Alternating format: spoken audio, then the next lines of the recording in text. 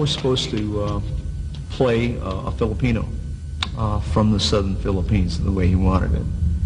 And that's what he portrayed me as. But I think what I did, Bruce Lee comes in later, but I fight this guy, the first guy, and he has this big log. And he fights me. It's like a log. It's more of a log than a pole, and I fight with him.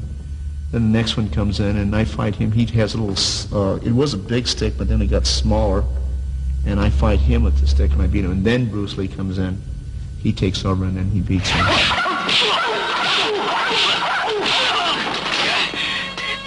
I don't know if I was on the 4th floor or the 3rd floor, because he was constantly changing it. And then the last floor was the Style of the Unknown, which was played by Kareem.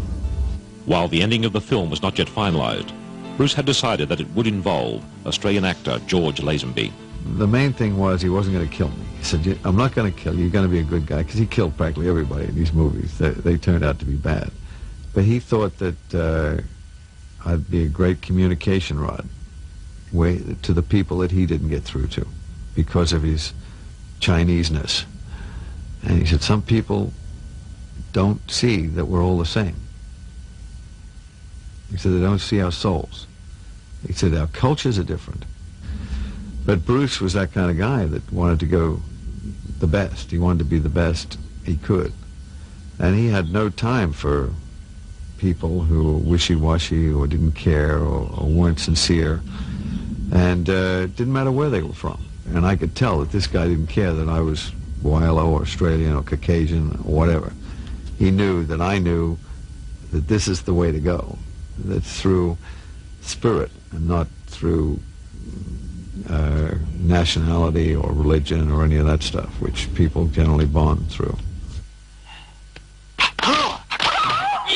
I was going to be Bruce's man that came in and saved him at the end and got him out of this, some kind of a house, pyramid thing with a top floor. And I came in there, and that was going to be my introduction. And I was like a mentor. And he was like super physical, but I was wiser.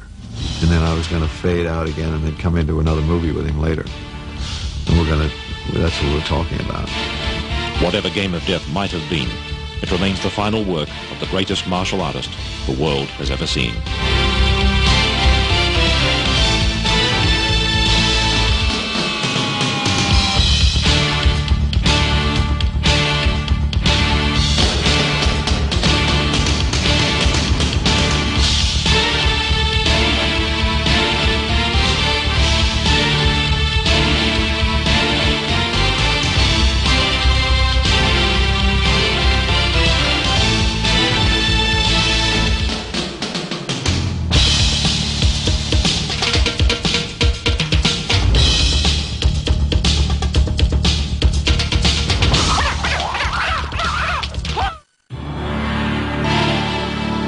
To the world, Bruce Lee was a movie star, but to the martial arts community, he was the man who revolutionized the fighting arts.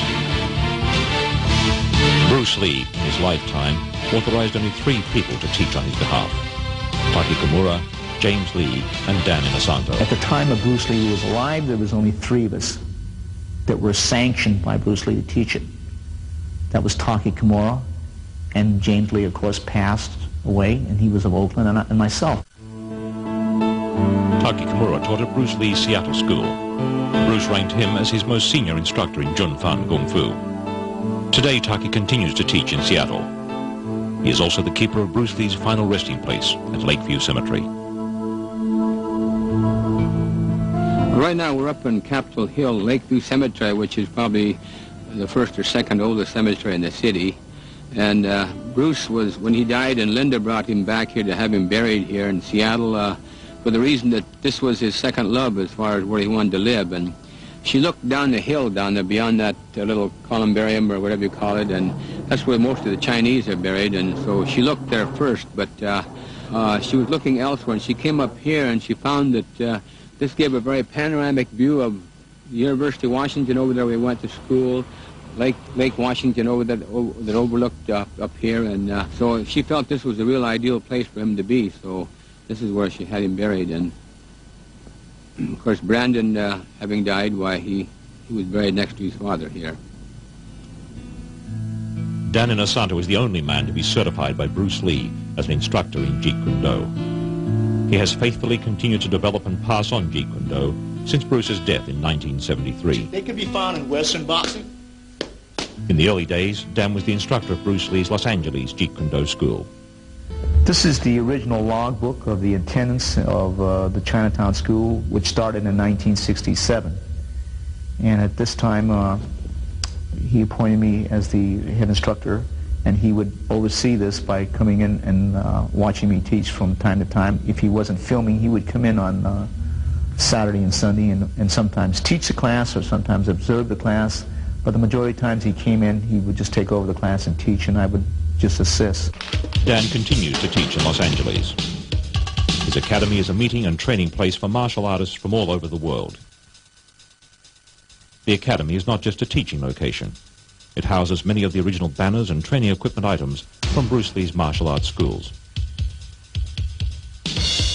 This is Seafood Bruce's original heavy bag that he used back in the 60s. It's still holding up pretty good, so it's quite big. I think it's pretty close to 200 some pounds.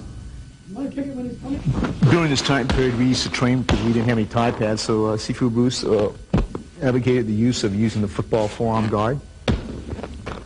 This here is the original punching shield, that his own personal punching shield, in fact. This was used as in the Way of the Dragon. If you notice this, he had one part. I had one arm, he had the other arm, and this was used in that picture, Way of the Dragon.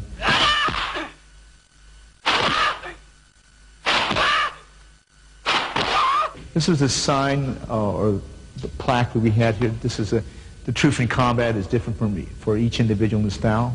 Research your own experience, absorb what is useful, reject what is useful, and add specifically what is your own. This here is used to hang in the Chinatown School along with other emblems. One of the key areas that distinguishes Jeet Kune Do from the other martial arts is that its concept allows the individual to develop personal combative attributes, as opposed to the classical martial arts, which merely teach a set type of technique. As far as my memory will serve me, it started off as a style, and for about maybe a month or a month and a half. And then he realized a style was too confining, it was too short.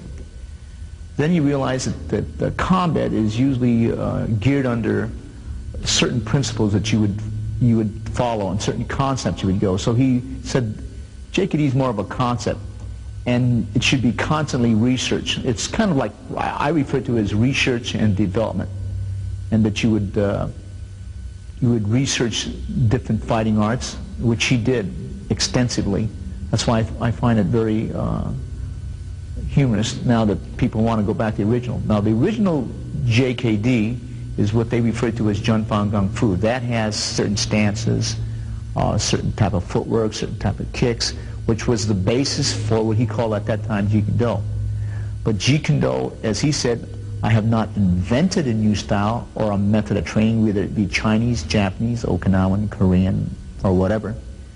He says, these are just a way so I can learn about life and about combat in general, because life is combat, as he used to say.